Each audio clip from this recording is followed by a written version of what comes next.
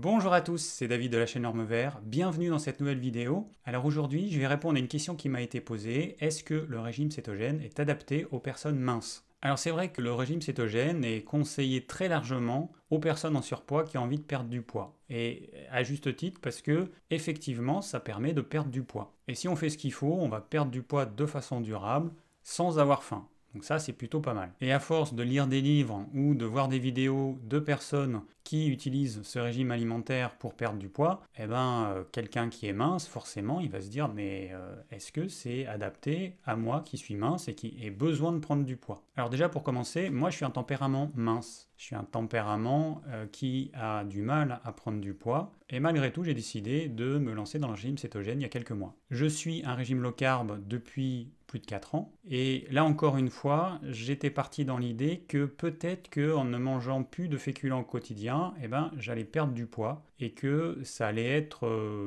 et que ce ne serait pas du tout adapté à mon tempérament. Alors, comme j'étais en low carb et que je suis passé en cétogène, ça s'est fait assez simplement. La seule difficulté que j'ai eue, et c'est la difficulté que rencontrent beaucoup de personnes, c'est l'adaptation de mon corps à pouvoir consommer et digérer plus de gras. Voilà, le problème il est là. C'est que quand on consomme tous les jours, alors je sais pas, je vais dire un chiffre au hasard, mais 50 grammes de gras par jour, et quand on passe à 200 grammes ou 250 grammes, forcément, pour l'organisme, c'est pas la même chose. Donc ça a été pas simple. J'ai eu des soirées, des après-midi, des nuits avec une sensation de nausée qui parfois m'empêchait de dormir, donc ça n'a vraiment pas été agréable. J'ai insisté et aujourd'hui, je peux manger le soir, j'ai testé il n'y a pas très longtemps, un repas qui contenait 150 grammes de lipides dans un seul repas, sans problème. Donc comme j'étais en low carb, je suis passé en régime cétogène de façon assez naturelle. Alors comme moi j'étais en alimentation low carb et que je suis passé en régime cétogène, du coup,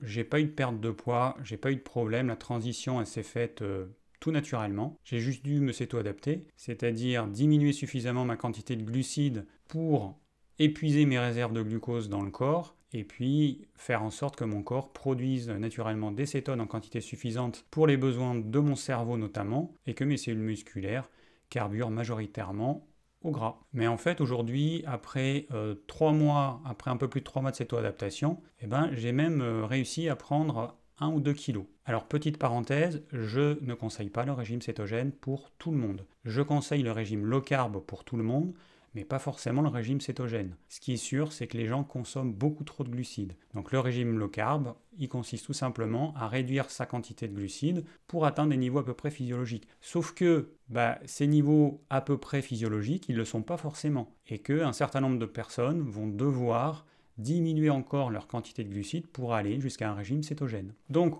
revenons aux personnes minces. Alors, je suis mince, est-ce que le régime cétogène s'est adapté? Alors pour moi, par exemple, qui suis mince, je peux déjà répondre oui. Alors j'en suis au tout début, évidemment. Pour le moment, ça me convient, j'ai réussi à me céto-adapter, j'ai même réussi à prendre un petit peu de poids, ce qui pour moi est compliqué, donc c'est une bonne chose. Alors déjà aujourd'hui les minces ce sont des personnes en voie de disparition, parce qu'il y en a de moins en moins. Mais pour ceux qui restent, la problématique c'est que notre tube digestif il n'est pas très performant. Par rapport à d'autres tempéraments qui ont tendance à prendre du poids facilement, nous c'est compliqué. Alors il y a différentes raisons, mais une des raisons c'est que notre tube digestif il n'est pas très opérationnel, et qu'on va dépenser beaucoup d'énergie pour arriver à digérer puis assimiler les aliments qu'on met dans notre tube digestif. Et donc si on met des aliments qui en plus nous apportent pas grand chose, par exemple des féculents ou alors des légumes ou des fruits, on va gaspiller notre énergie pour pas grand chose. Alors pourquoi je donne ces aliments? Les féculents sont des aliments qui apportent du glucose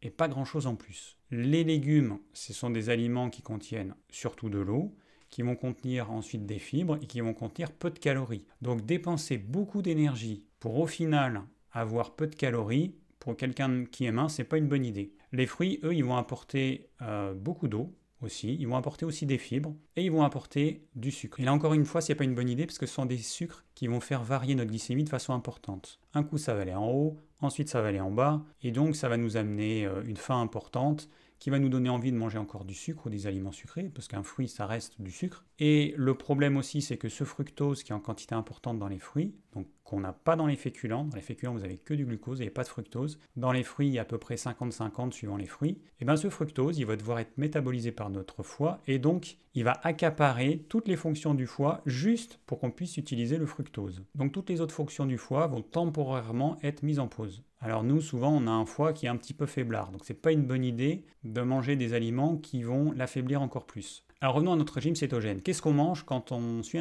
une alimentation cétogène? Eh bien on va manger des protéines animales de qualité. Donc en termes nutritionnels, c'est quelque chose qui est dense. On parle de densité nutritionnelle parce que dans un volume donné, on va avoir par rapport par exemple à des légumes, on va avoir beaucoup plus de nutriments, aussi bien des macronutriments, donc là c'est surtout des protéines et des lipides, que des micronutriments, donc les vitamines et les minéraux. On va également manger des lipides, donc là en termes de densité nutritionnelle on est au top, parce que ces lipides, dans un volume faible, on va avoir beaucoup de calories, beaucoup plus que par exemple dans un plat de pâtes. Par exemple, vous avez autant de calories dans 5 cuillères à soupe d'huile d'olive, ça fait à peu près 50 grammes, que dans un plat de 300 grammes de pâtes. Donc vous voyez bien que si vous mettez ces 5 cuillères à soupe d'huile dans une assiette, pas grand chose en termes de volume. Par contre, 300 grammes de pâtes, ça commence à faire une belle assiette. Si on raisonne en termes de calories, c'est-à-dire les calories dont on a besoin, on va dire le carburant dont on a besoin pour fonctionner au quotidien, il est clair que en mangeant des lipides, vous allez avoir un petit volume et beaucoup de calories. Si votre corps est habitué à digérer les lipides, vous allez les digérer assez facilement, alors que pour avoir les mêmes calories avec l'autre carburant, c'est-à-dire le glucose, en mangeant des pâtes, du riz, des pommes de terre, vous allez devoir ingérer un volume beaucoup plus grand d'aliments. Ça va être beaucoup plus compliqué à digérer, ça va vous demander beaucoup plus d'énergie. Et au final, si on faisait un bilan entre la quantité de calories que vous avez mise dans votre estomac avec des lipides ou avec des glucides, vous allez vous rendre compte que si vous mettez des lipides, vous allez en retirer beaucoup plus d'énergie, puisqu'il faut toujours faire la différence entre l'énergie que je mets et l'énergie que je dois donner pour digérer ce que j'ai mis dans mon estomac. Et après, il y a une autre donnée qui est importante, c'est que apparemment, d'après les génotypes, il y aurait à peu près 60% des personnes qui n'auraient pas ou peu d'amylase salivaire. L'amylase salivaire, c'est l'enzyme principale que vous avez dans la salive et qui sert à prédigérer les amidons, donc à prédigérer les sucres complexes que vous avez dans les féculents. Et donc si vous n'avez pas cette amylase salivaire ou pas en quantité suffisante, vous n'allez pas arriver à prédigérer vos féculents et du coup ça va vous demander beaucoup d'énergie parce que votre corps il va quand même essayer, mais au final entre l'énergie que vous aurez dépensée pour tenter de digérer ça et ce que vous aurez effectivement assimilé, le bilan il sera très mauvais. Alors pour se rendre compte de ça, il suffit que vous fassiez un test. Vous faites un repas à midi.